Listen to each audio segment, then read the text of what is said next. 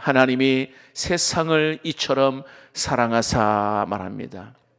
여러분, 이 문장 속에는요, 우주를 창조하신 하나님의 마음이 오늘 여기에 담겨져 있습니다. 짧은 문장이지만 이 문장 안에 하나님의 사랑, 하나님의 긍휼, 구원이 오늘 여기에 농축되어 있는 이 말씀입니다.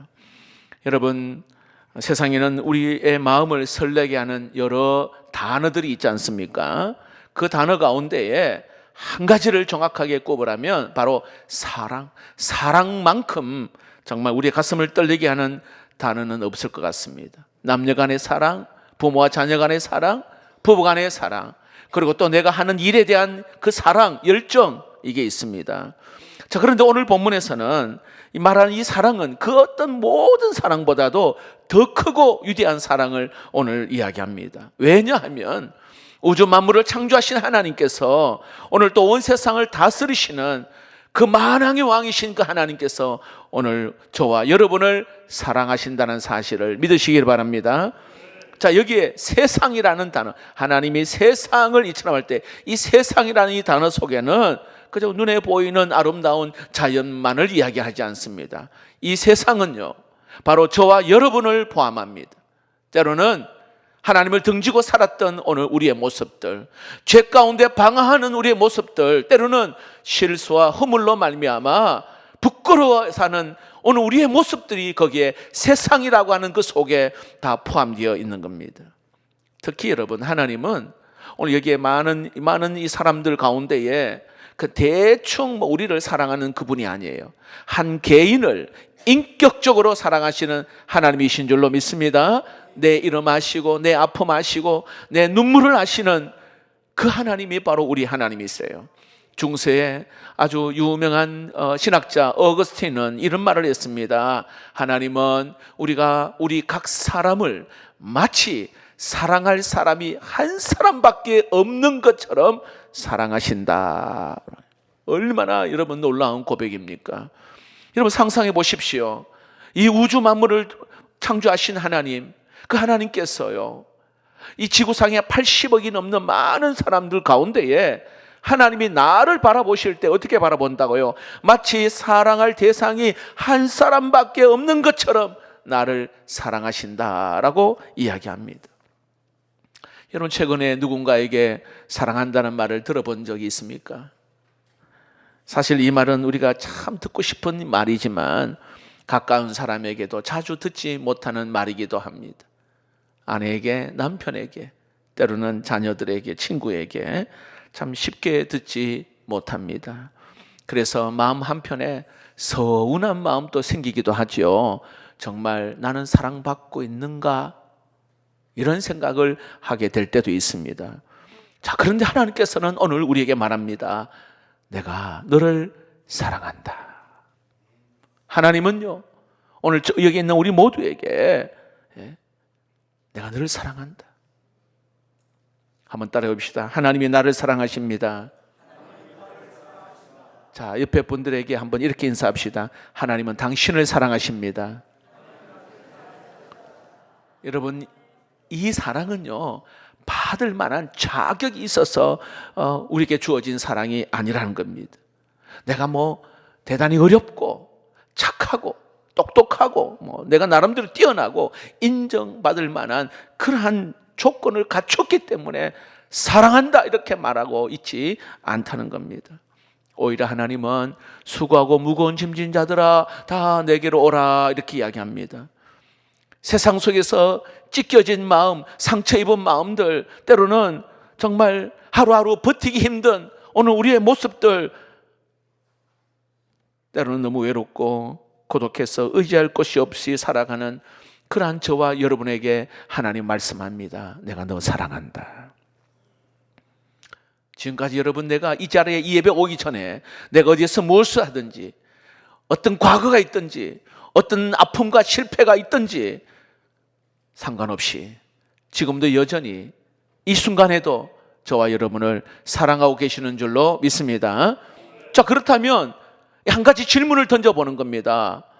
그 사랑의 증거가 과연 무엇인가 이런 말이에요. 오늘 본문은 말합니다. 따라해 봅시다. 독생자를 주셨으니 하나님이 저와 여러분을 사랑하신다는 분명한 증거는요, 하나밖에 없는 아들 독생자 예수 그리스도를 우리에게 주셨다, 그렇게 말합니다. 독생자를 주셨으니, 여기 주셨다는 말은요 단순히 뭐 선물을 하나 건네는 정도가 아닙니다.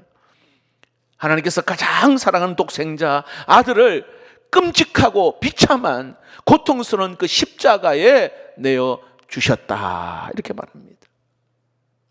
그런데 왜 하나님의 아들이 이렇게 비참한 죽음의 길을 하나님께서 그 아들을 걷게 하셨을까요? 그 이유는 단 하나, 따라해 봅시다. 우리의 죄 때문에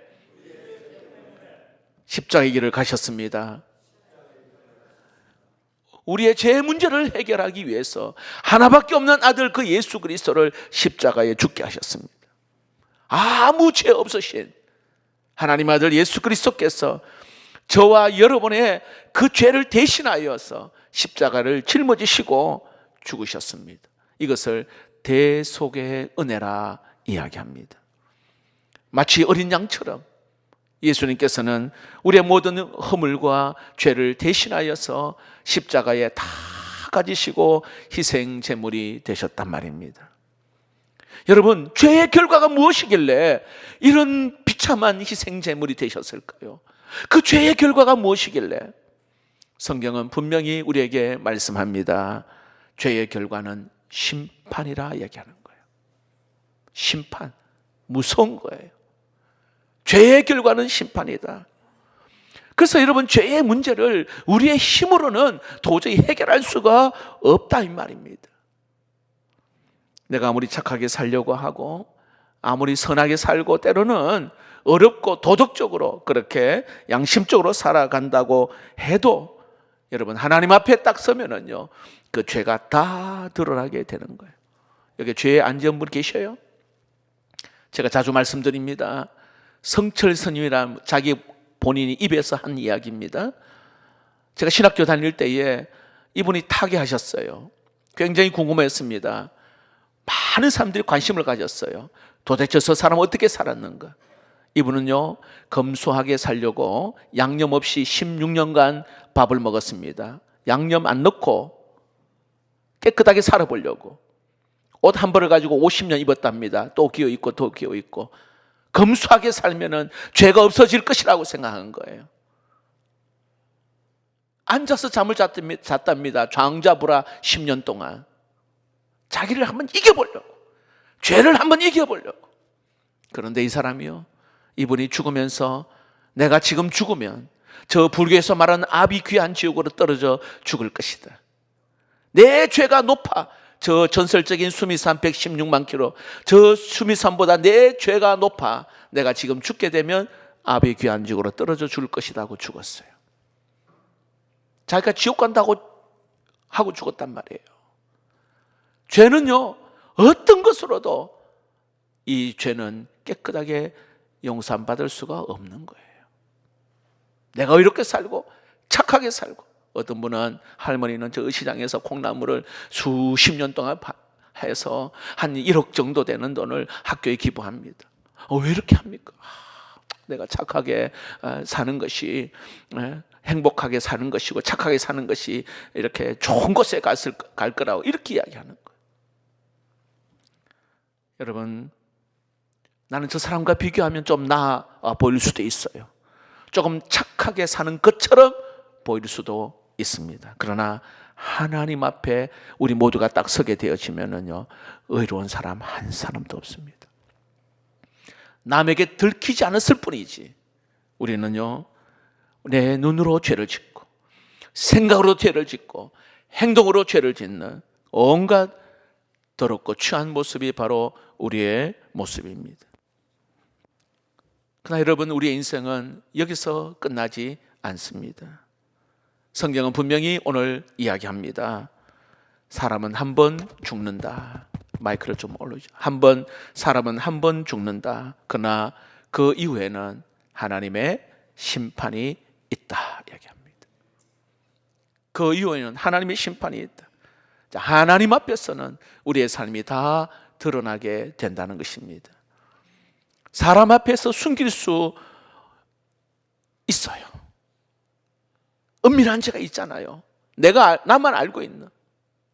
그런 죄. 그러나 여러분 기억하십시오. 하나님 앞에서는 다 드러납니다. 그냥 제 이야기일까요? 자, 요한계시록 20장 12절 말씀 정확하게 이야기합니다. 잘 보세요, 여러분. 또 내가 보니 죽은 자들이 큰 자나 작은 자나 그 보좌 앞에 서 있는데 책들이 펴 있고 또 다른 책이 펴졌으니 그 생명책이라. 죽은 자들이 자기 행위를 따라 책들이 기록된 대로 심판을 받으니 이랍니다. 자, 심판대 앞에 큰 자, 작은 자 예외 없습니다. 높은 자리에 있는 자, 낮은 자리에 있는 자, 이름이 있는 자, 이름 없는 자 상관없습니다. 부자나 가난한 자 상관없어요. 많이 배운 사람, 많이 못 배운 사람, 여러분 상관없이 모두 하나님의 보좌 앞에 서게 됩니다. 그런데 거기에 책이 딱 펼쳐져 있어요. 이 책은요, 오늘 우리가 이 땅에 살아가면서 행한 모든 일들이 거기에 기록되어 있어요. 내가 했던 말들, 내가 품었던 생각들, 때로는 내가 행했던 그러한 수많은 일들이, 아니 사람에게 감추고 싶었던 모든 일들 하나님 앞에 낱낱이 거기에 드러난단 말입니다. 그거 보니까 자기의 행위를 따라 그 책에 기록된 대로 심판받는다. 자, 여기서 여러분 심판에서 면할 사람 누가 있을까요? 저도 너무나 부끄럽고 너무나 추한 그러한 더러운 죄인입니다. 마치 여러분 공항 검색대에 우리가 이제 캐리어나 물건을 올려놓잖아요. 근데 여러분 아시겠지만 검색대에 딱 올라가면은요, 물건을 꽁꽁 숨겨놓고, 그렇죠? 예. 뭐 싸고 막, 예. 그런데 검색대에 딱 지나가면 깊숙이 숨겨져 있는 그 물건이 딱 드러납니다. 다 판독이 됩니다. 겉으로 보이지 않는 것들이 기계 앞에서는요, 숨길 수가 없다는 거지. 건강검진 해보셨잖아요. 건강검진을 해보면 몸속에 있는 거, 여러분 어떤 문제가 있는지 세세하게 다 드러납니다. 겉으로는요 괜찮아요. 내가 뭐 요즘 헬스하고 내가 하루에 10,000보도 걷고 컨디션도 좋다. 그러나 여러분 검사 결과가 나오면 이야기는 달라집니다. 여러분 하나님의 심판도 이와 같다 이 말입니다. 하나님 앞에서는요 모든 것이 다 여기 드러납니다. 우리의 죄와 행위가 모두 여기에 다 밝혀진단 말입니다. 나의 의로움으로 안 돼요.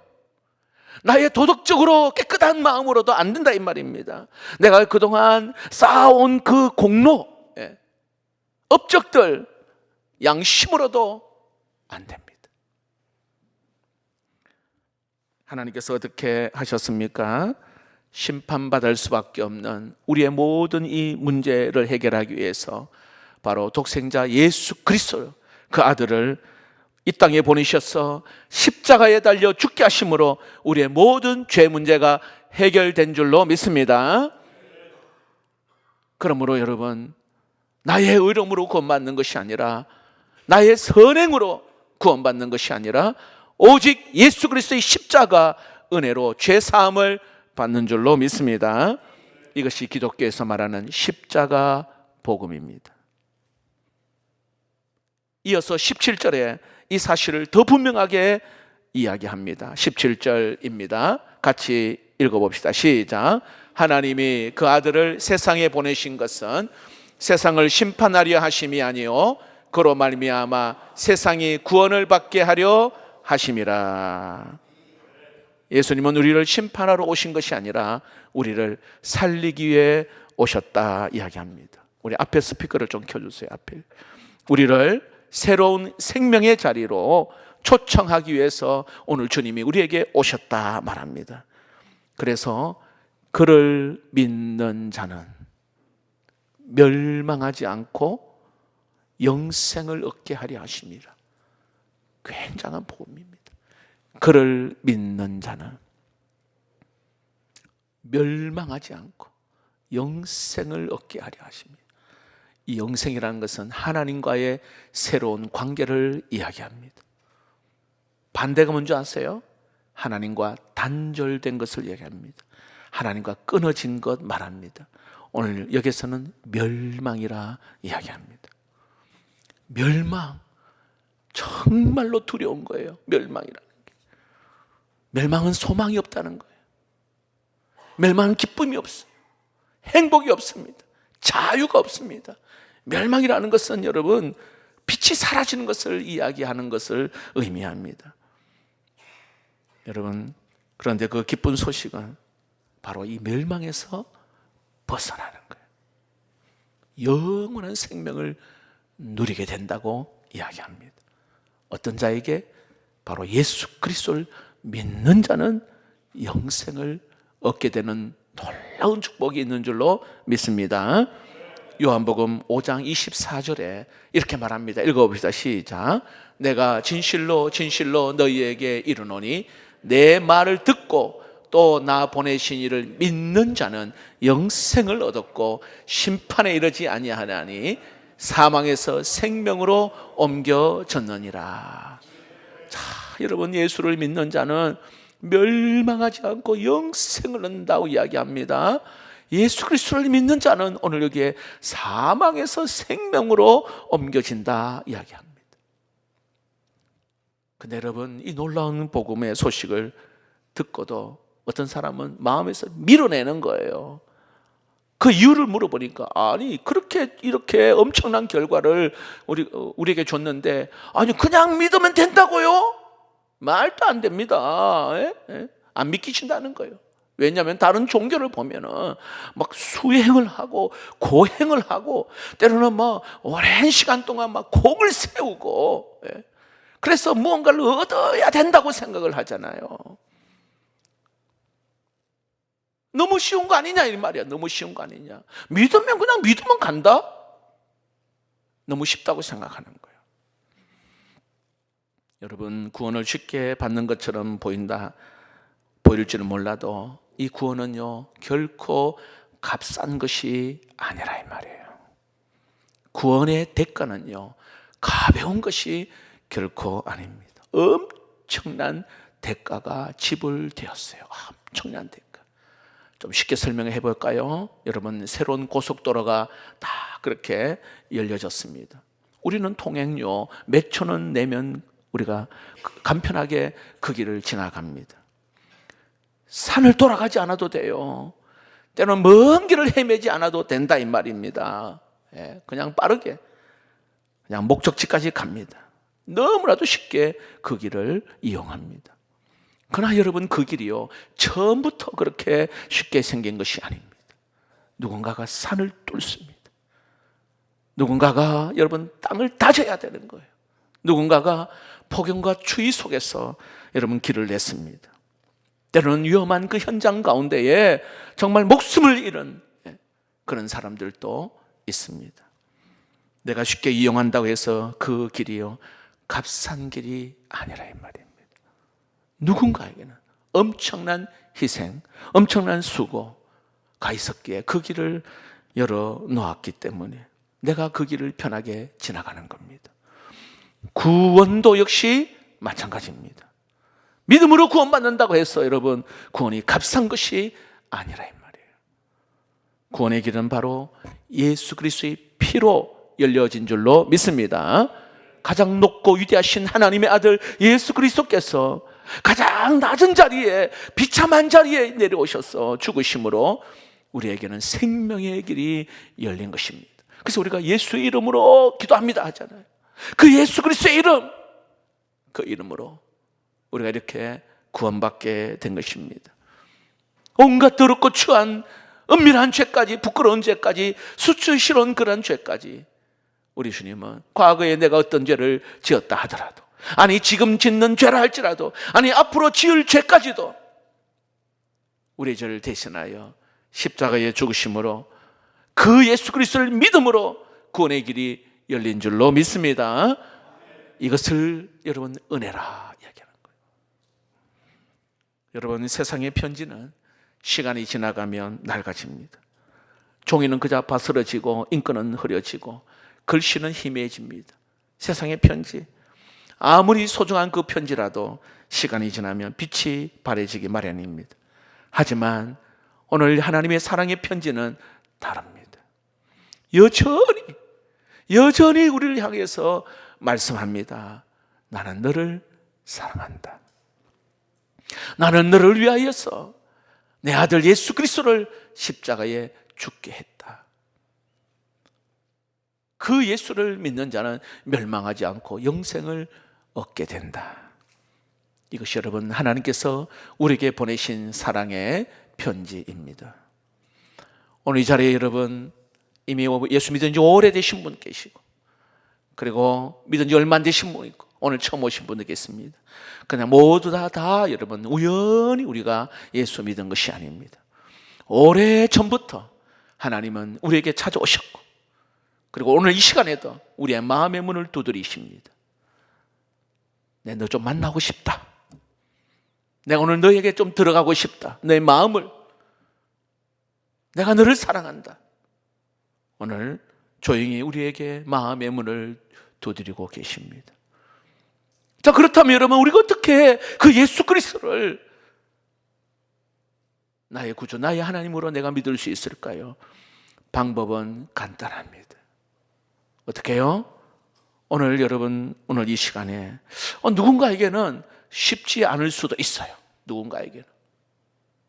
제가 얼마 전에 90세가 넘으신 우리 장로님 어머니를 잠깐 뵀는데 그렇게 가족들이 이야기해도 마음의 문을 열지 않으셨어요. 그런데 드디어 90이 넘으셔서 영접 기도를 따라 하셨어요. 여러분 쉽지 않아요. 한 번은 제가 어느 병원에 목사님 오셔서 우리 부모님 예수 그리스도를 영접하도록 해주세요 해서 가서 병원까지 갔거든요. 이 코 다물고 말하지 않아요. 여러분 이 고백이요 쉬운 게 아니에요. 쉽지 않아요. 마음의 문을 열어야 되기 때문에 그랬어요.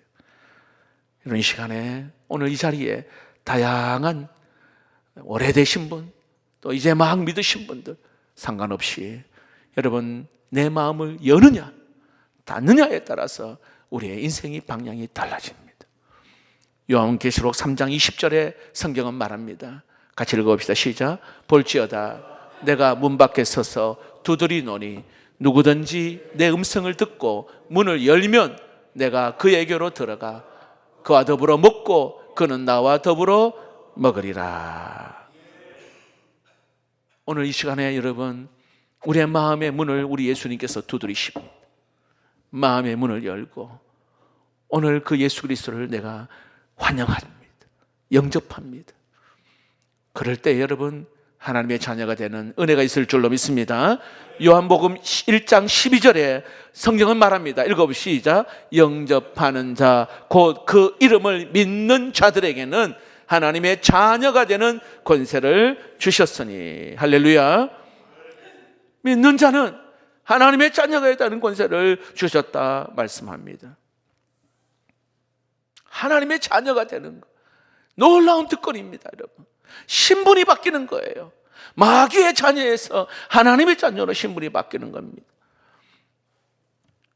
죄인이 하나님의 자녀가 되는 것입니다. 심판 아래에 놓여있던 자가 오늘 여기에 하나님의 품 안에 들어가게 되는 것을 이야기합니다. 멸망의 길로 갔던 자가 영생의 길로 가게 되는 것을 오늘 이야기합니다. 그러므로 여러분 예수 그리스도를 영접하는 자, 오늘 인생의 여정 속에 이제 나 혼자가 아니라 주님과 함께 동행하게 됨을 믿으시기를 바랍니다. 한 치 앞을 내다볼 수 없는 우리의 앞길을 목자 되시는 그 주님이 우리와 함께 그 길을 가게 되는 겁니다. 말씀을 맺겠습니다. 오늘 하나님 우리에게 한 통의 편지를 소개합니다. 첫 문장이 하나님이 세상을 이처럼 사랑하사.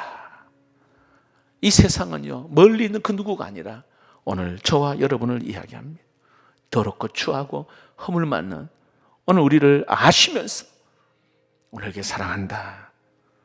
근데 그 사랑은요 말로만 한 것이 아니라 바로 하나님의 아들 한 분밖에 없는 독생자 예수 그리스도를 내어주심으로 그 사랑을 증거하셨어요. 우리는 스스로 내 스스로 죄와 죽음과 심판의 문제 해결할 수 없습니다. 오늘 바로 그 예수 그리스도가 나의 모든 죄를 대신 다 짊어지시고 십자가에 죽으셨기 때문에 우리는 그 믿음으로 멸망하지 않고 영생을 얻게 됩니다. 그러므로 오늘 이 시간에 여러분, 그 누구든 간에 마음의 문을 활짝 여시고, 우리 주님은 오래전부터 우리를 기다리고 계셨어요. 마치 집 나간 그 아들을 기다리는 그 아버지처럼 하나님은 오늘 우리에게 사랑으로 부르고 계십니다. 자, 이 시간에 다 눈을 감으시고, 이미 예수 그리스도를 정확하게 영접한 자도 따라하시고, 그리고 지금까지 내가 교회는 나오지만은 구원의 확신이 없이, 천국의 분명한 소망 없이 살았던 자도 이 시간에 마음을 여시고 저를 따라 기도해 주시기를 바랍니다. 사랑의 하나님, 이 시간 내 인생의 아픔과 고민과 무거운 짐을 대신 져주신 예수님 앞에 나오게 하심을 감사합니다. 지금까지 하나님 없이 내 마음대로 살았던 죄를 용서하여 주옵소서. 예수님의 십자가 보혈로 나의 죄를 씻어 주시옵소서. 이 시간 내 마음의 문을 열고 예수님을 나의 하나님으로 모십니다. 나의 구원자가 되어 주옵소서. 나의 위로자가 되어 주옵소서. 나의 인도자가 되어 주옵소서. 이제부터 나와 함께 하시는 예수님과 동행하며 살게 하옵소서.